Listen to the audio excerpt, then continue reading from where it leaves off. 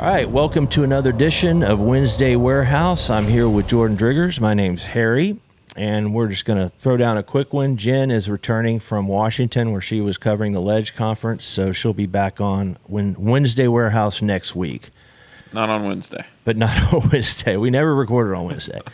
So we have a special guest today, Biscuit Schuhmacher, head of security. Biscuit. Basquack's back.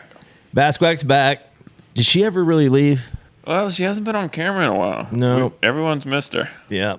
There's been rumors in the industry that she was dead, like Tupac. No. Or Elvis. But no, she's alive and well. Basquack's forever. So, really nothing to talk about, huh? No. This Bud Light thing I got to tell you, Jordan, I thought that it was going to be a 2-week thing, like most of these things go, and that is not what's happened. It's gone on much longer. It's actually getting worse. We're in week 4, about to be in week 5. The sales don't seem to be rebounding, and distributors are pissed, and I don't blame them. The thing is that they're pissed because of the sales drop, obviously, but it's more than that. It's not about Dylan Mulvaney, and it's not about trans for them. For most of them, there's a few on the fringe where it is, but it's that they've warned AB about this very thing for years. And what I mean about the very thing is that it started really in 2015 when AB moved their sales and marketing from St. Louis to Manhattan. And back then, even distributors were like, is that the right thing to do? You're getting away from Middle America. And AB's response at the time, because I remember asking, I think it was Joao at the time, why are you doing this? And he says, we want to be closer to our ad agencies, our sports agencies, the creatives. And I get that. That makes sense on one hand, but guess who they're going away from? The consumer. Their core consumer. And, does being in St. Louis matter?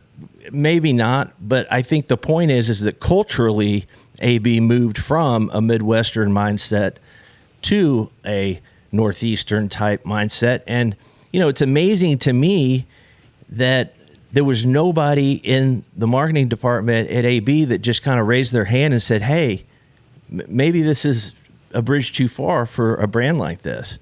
Yeah, no, there is no sounding board. There is one, but it's all based in New York. And yeah, it's an echo chamber. Yeah, right? And you don't get that Middle America saying, maybe we don't do this. Right. Or maybe we go about this in a different way. Right. Because I get it that they want to attract younger consumers, but Bud Light's always been about sports and humor and sports and humor. And there are a lot of young people out there who are still interested in humor and sports. So there's a lot of opportunity within the umbrella of what Bud Light means to the average consumer to chase that without going too far from, like one reader said, if you're the brand manager of F-150, you want to attract a broader audience, but you want to still get back to that core. And the difference between F-150 or John Deere or any brands that you would typically think are middle American type brands is that the decision to buy those things is once every 5 or 10 years, which is the decision to buy Bud Light is every day. And so it's very easy. Plus, there's so many replacements for Bud Light that taste about the same and cost the same that it's a very easy choice to make. And so it's blown up into the zeitgeist. It's an emblematic of something larger than Bud Light. If you're within the walls of the marketing department of Bud Light, and by the way, that I'm not criticizing the people in Bud Light.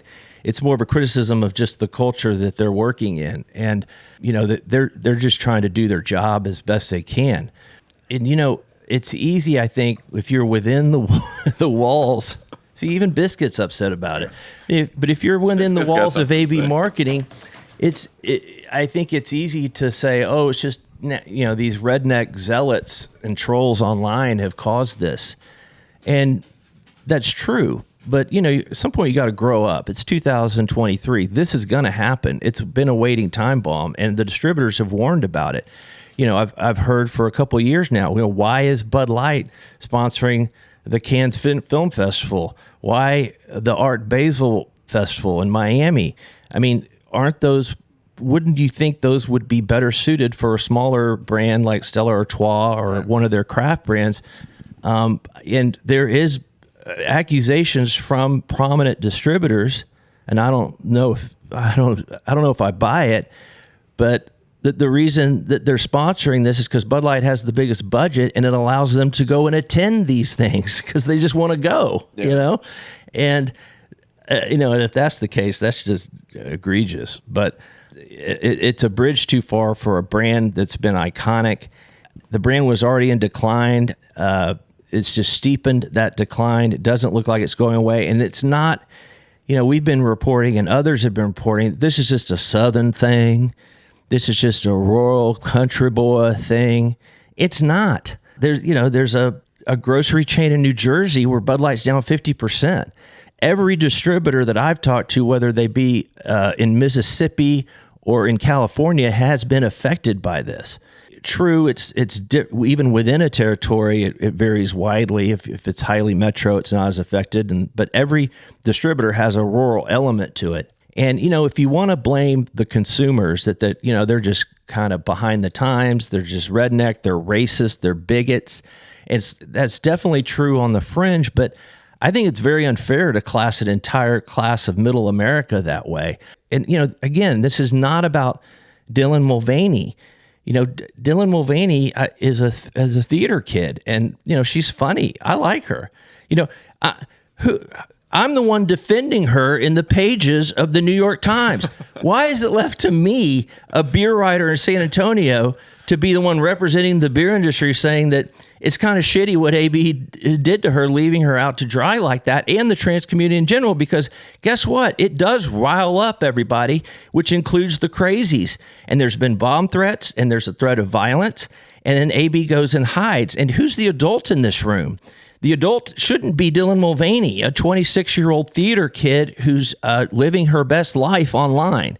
And I'm not, it seems like I'm bashing AB, but there's a lot of companies that have engaged in this kind of behavior. Just they want to engage with the community. They want to get their business and their dollars. But then when the shit hits the fan and things go sour, it's past the potato time. And I think AB's response has been worse than sending the can in the first place.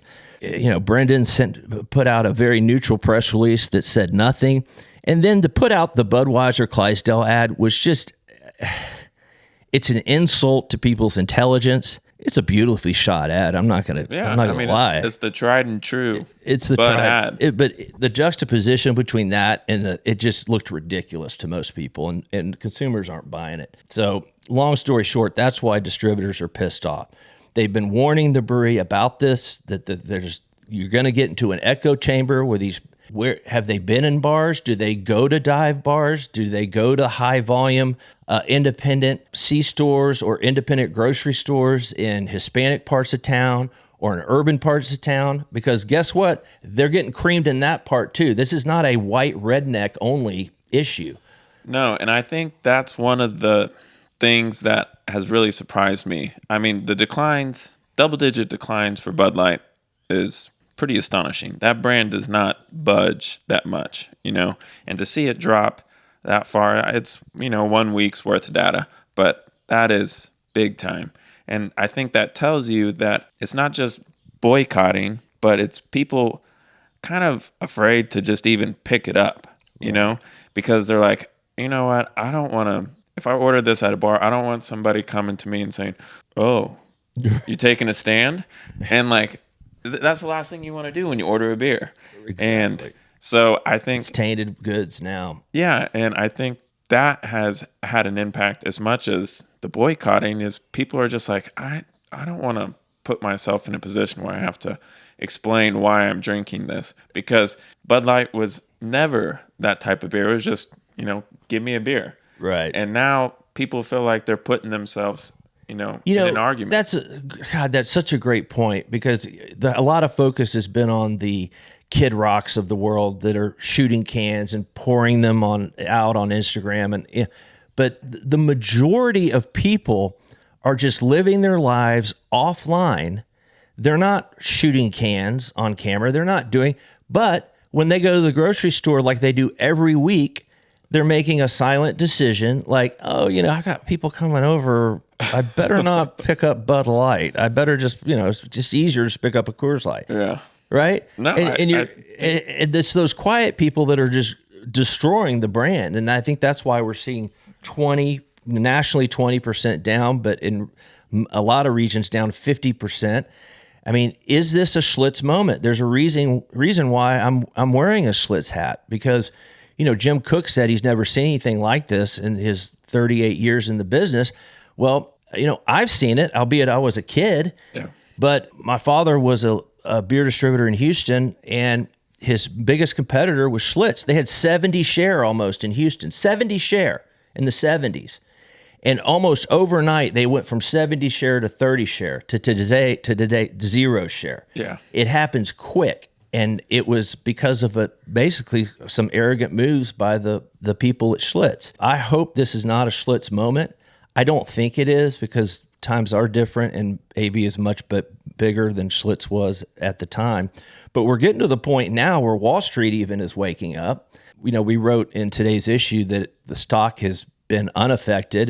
It's almost near its 52-week high, so it hadn't affected its market cap significantly. It's affected Molson Coors. They're way up, but Wall Street was pretty much silent until today.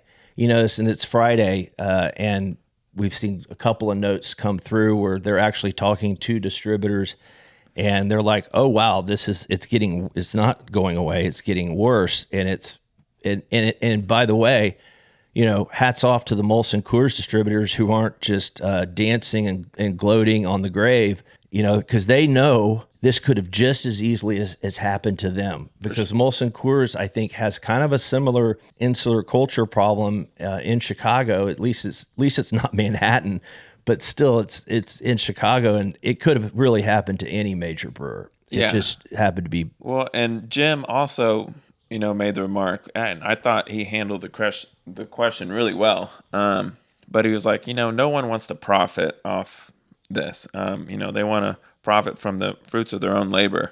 And obviously Molson Coors is the beneficiary right now. Right. But I think one thing that could possibly happen that everyone assumed was going to happen in the long run, but could really, really happen maybe within this year is, Modelo passing Bud Light, at least in convenience. That seems to be something that could very well happen this year.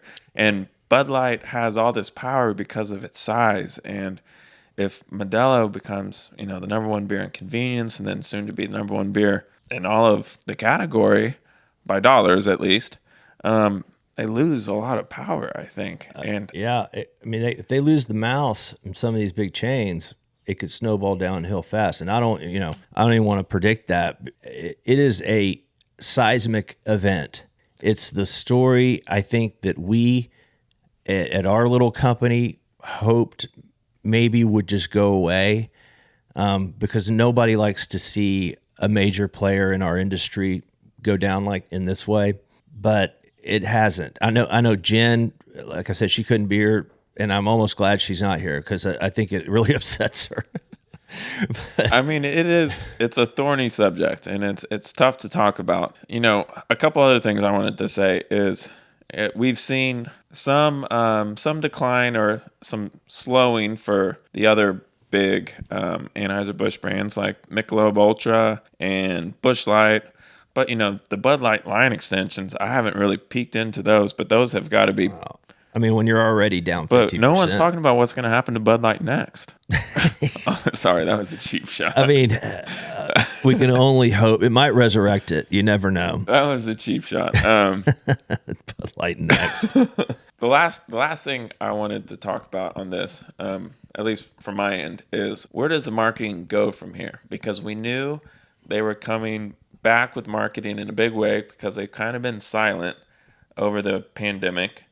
And we knew that marketing was not only going to be, increased spend. Obviously, it had to be after not marketing for the past couple of years. But we knew it was also going to be different. They weren't trying to make people laugh as Benoit said at our summit. They were going to have a new focus. And so you start to wonder, well, what was that new focus going to be? And was it also going to be kind of straying pretty far away from the core consumer? And do you have to scrap that? I mean, where do you take it from here? And it's summertime. I don't know where Bud Light goes from here. I mean, they've chosen, I don't know if they have a crisis management consultant coming in. Whoever it is, they should probably fire. But, so far it's just been to remain silent. And I get that. That would be my natural response, I think. Just don't make it worse. That's their strategy, is don't make it worse. But I think that strategy, it's easy to look back 2020, but I think that was not the right strategy so far. And, your own employees are being threatened. They've gone into hiding. Alyssa is, you can blame her, and maybe she does deserve the blame. I don't really know. I don't know if she greenlight. Who knows? There really is no blame, except to say that, that deep fake billboard that's been going around that says LOL crybabies, and it looks like a real Bud Light billboard. That would have been a better response than what they're doing now, because at least it's funny and it's a response. I think a lot of people have been surprised at the lack of, support coming out for Bud Light. The opposition has been... Right, because they don't care. Yeah. They were never Bud Light drinkers in the first place. Yeah. I mean, it's one thing for Nike and Disney, the other people who have run promotions with Mulvaney. They have a constituency that already consumes those products that says, yeah, way to go Disney, way to go Nike. Where's the Bud Light liberals? There's not a lot of them. And that's kind of sad, because you see a lot of people standing up for the trans community online, saying, poking at these rednecks, as they would like to call them, and saying, oh man, look how dumb they are. But they're not picking up any Bud Light, and they're not really voicing their opinion. They're just saying these people are idiots. And that's about as far as the support goes. And that's not helping Bud Light at all. No. There's been bomb threats at distributorships. There's been people harassed in the trade. And, we haven't reported a lot on that because we don't want to give anybody any ideas. Not that we're that widespread, but when at Bud Corporate, in back in Leuven, it hasn't registered that much because they're such a big company. And so far it's not material. If it's just one quarter of bad sales, doesn't matter. It's the second quarter. But like you said, we're going into the summer selling season. If this thing goes through Memorial Day, and it's not going to be good. So anyway, we don't need to belabor it, but I just wanted to talk before the weekend. And they report Thursday, but it is Q1. So none of this will show up, but best believe they'll be asked about it. It will be.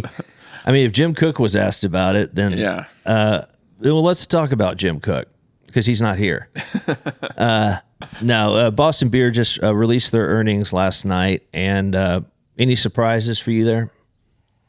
I think just the growth of Twisted is phenomenal. I mean, it's I think a 22-year-old brand, and it's probably as hot as it's ever been, growing 34%.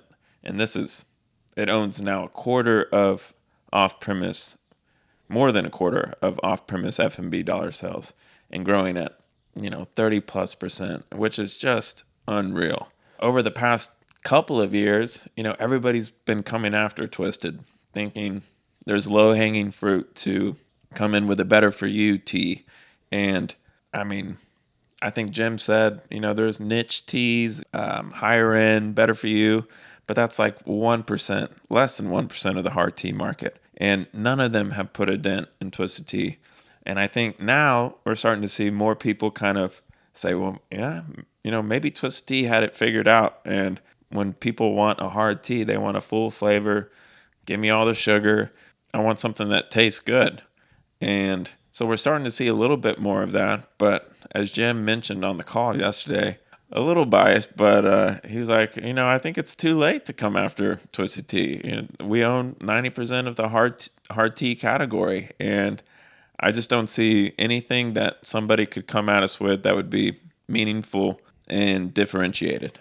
Right. And I mean, I tend to agree with them. I think they could lose a little share. I don't know if they can continue to hold on to 90%, but they are like the Michelob Ultra where people have swung and whiffed and they're in the graveyard. Right. And That's a great analogy, Michelob Ultra. Everybody's tried to come after him, and it's always been its own category, but it's really now that is the light beer category. Light beer, low calorie. The calorie range between Budweiser and Bud Light. It used to be a big thing. People don't really make that differentiation as much anymore, I don't think. Back to Boston Beer, was there any mention of Hard Mountain Dew? There was. And Dave kind of echoed what Ramon, the PepsiCo chief, said earlier this week on their earnings, that it's kind of just a slow, steady play. And, last year when Hard Mountain Dew started to roll and wasn't really going into that many states, it was a very, very slow roll. I almost kind of got the sense on the calls that Boston Beer was a little agitated. Like, come on, let's pick this thing up. Right. This is, the fire's starting. Let's keep it rolling. Now, a year later, I think they're just kind of at Pepsi's mercy with the distribution of this product. I don't know if they've just come to terms with that or if they think maybe this is the best way to go about it. It's hard to tell because it does seem like a novelty drink, know, and it's hard to tell whether if you just rolled it out nationally all at once and got, your 1-2 years of sales and then kind of goes fall away to the wayside. Back to Twisted, Jim said that this is it's a little too late. It's a one brand category, but typically a category that big has two major players. That's how it's happened historically. And so you got to think there's going to be a challenger in the hard tea category. And I don't have any clues as to what that could be. Coke and Molson Coors are coming out. Their Peace Tea, Lipton, and Fief Co. are coming out with theirs. So those have marketing power behind them. They'll have category management power behind them. Peace Tea has a little bit of brand recognition, I guess. And Lipton certainly has brand recognition, although I'm not sure that translates to alcohol very well. We'll see. There's a cola for New Belgium, Voodoo Ranger hard tea. We'll see if that ever happens. But, those are three competitors that could possibly, make some waves. And it probably won't hurt Twisted Tea's sales, I don't think. The category could just grow. Yeah. Because that category is growing and it doesn't seem to be slowing down. So, all right. Well, anything else that jumped out at you this week? We're going to do another one of these on Monday. So, no. Sorry, Harry. No, that's all right. I can't think because of anything. the rest was Ledge Conference, and I'd let Jen speak to that. Yeah. So yeah. Well, I think the long and short of it is, AB distributors are pissed. They're putting out their own press releases now. They're putting out their own press releases because addressing this very topic. Right. And I should point out that, and we'll talk about this next week, but AB did have a closed door meeting with their distributors at the legislative conference in Washington. Not a lot new was said. Mainly just here are the talking points. Here's what you need to say. And a lot of distributors came out of that meeting, I think, disappointed. They hoped for more. No apology. I mean, I don't know what an apology would do at this point anyway, but I think some distributors felt like they were owed one, mainly because, as I've repeated over and over, they've warned AB about that this could happen over and over, and they were dismissed. When I started in the business 20, 30 years ago, it was get out in the trade. That's the only way you learn what's really going on. You can look at spreadsheets all day long, but if you're not out in the trade, meeting with customers on premise and off premise, then you're going to have a blind spot. And this was clearly a blind spot. And, it could have been an agency that did this. We don't even know, but that's typical that, agency people too kind of live in their own little world. Beer is different. This isn't Dove moisturizer. This isn't Nike, sports bras. This is a category that is a badge that when you're out and having fun, you don't want any political attachments to what you're doing. This is supposed to just be about drinking beer and having fun and having a laugh. You know, bring back Spuds McKenzie. You know, oh, is it too fratty for you? Well, guess what? Guess what Gen Z loves, Jordan, more than anything? Dogs. Every generation. Every generation. Dogs. Maybe a revamped Spuds McKenzie. Maybe he's not such a party animal that with, girls in bikinis around him. Maybe he wears glasses now and he's more studious and he likes to do theater. I don't know. Yeah. Bring back Spuds McKenzie. Biscuit's in favor of it. Biscuit needs a friend in the beer industry. She feels like she's kind of alone. And I think it also kind of makes you wonder, because people have been pulling away from TV and focusing more on digital and social, and kind of makes you wonder if people are going to kind of take a step back from social and say, sometimes you put something out there and you link up with an influencer that is just popular because they're popular. I'm not talking about Dylan Mulvaney, but just, people that have a lot of eyeballs on them.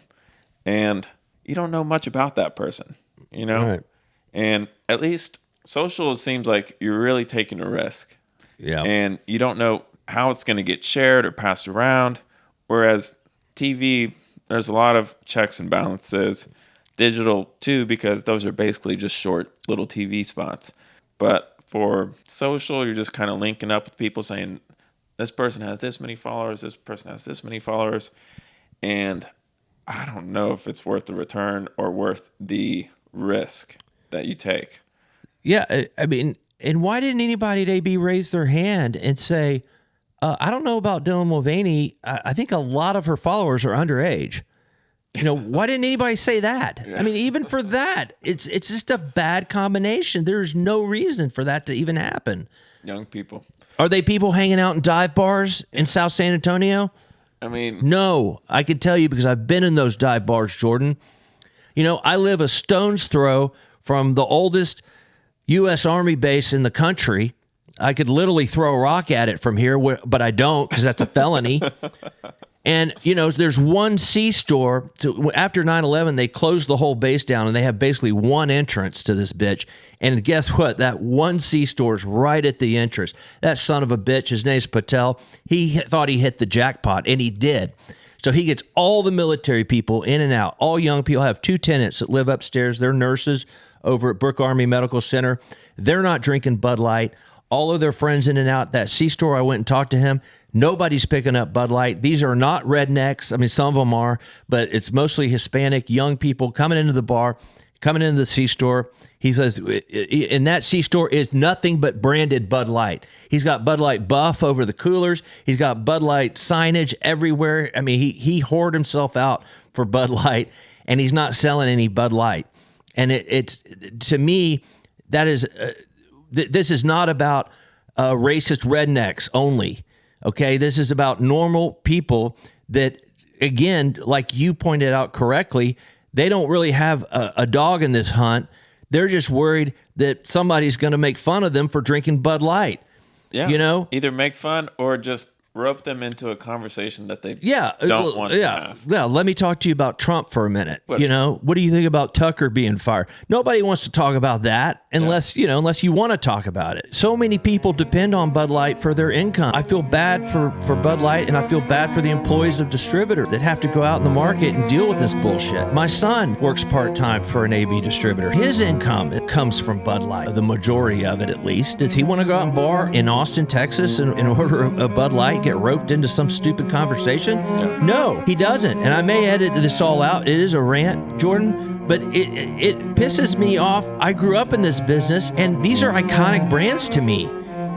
I've always looked up to and feared Anheuser-Busch, because when I got in the business, I competed against them. They were the most respected. They knew the market better than anybody. August the 3rd knew that sports and humor were the way to get into fun times, and he drove it in sports and humor. Are young people not watching sports anymore? Is MMA not watched? You know, it doesn't have to be NFL football. I get it. But there are plenty of other sports. There's plenty of other live TV opportunities. Not Art Basel in Miami. I'm the one defending Dylan Mulvaney in the New York Times. Oh, Harry's gone woke. No, I haven't gone woke. It's just being a gentleman. She wants to be called a female. Well, who's it to me to not call her a she? Yes, I'm going to call her a she. It's no skin off my back. It's just being courteous. That whole thing is the stupidest thing I've ever heard. Yes, I'm upset. I'm upset because I see what it did to Schlitz. I've seen what can happen. It doesn't happen often. This is the biggest story I've ever covered. I didn't want to cover it. I don't think any of us did. And again, I want to be very clear. I am not throwing stones at any AB employees or at even their marketing department. I'm saying that this is a culture that started in 2008 and then really got kicked into gear in 2015. It's not just AB. They're creating blind spots. Unbelievable. All right. So, Jordan, before I have apoplexy, I'm going to shut this bitch down. Yeah, I think we've done our damage. But thank you, Jordan, for coming over to the old Yeller Barn and discussing. I enjoyed it, man. You know, we should do more Wednesday warehouses from here. All right, well, that's it for Wednesday Warehouse. We'll see you next week. We'll have Jen back, and we'll discuss the Ledge Conference, and I'm sure we'll have more to say on this topic, too.